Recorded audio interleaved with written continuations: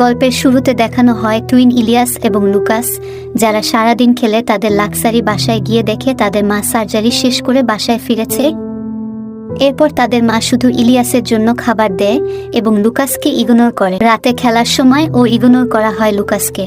বাচ্চা দুটি একটি কবরস্থানে খেলতে খেলতে কালো বিড়াল পায় এবং বাসায় লুকিয়ে রেখে দেয়। তাদের মা বিষয়টি বুঝতে পারে এবং বিড়ালটি খুঁজতে গেলে ইলিয়াস বেয়াদবি করে এবং তার মা তাকে মারধর শুরু করে, কিন্তু লুকাসকে খেয়ালই করে না।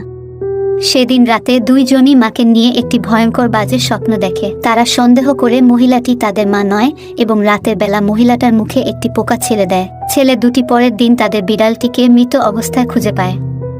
ইলিয়াস তার মায়ের সাথে ঝগড়া করে ও মাইর খায়। কিছুদিন পর তাদের মা সুস্থ হয়ে যায়। এত কিছু সহ্য করতে না পেরে দুই ভাই বাসা থেকে পালিয়ে যায়, আবার ফিরে আসে। সেদিন সকালে মহিলাটি ঘুম থেকে উঠে নিজেকে বন্দি পায় এবং এরপর থেকে ছেলে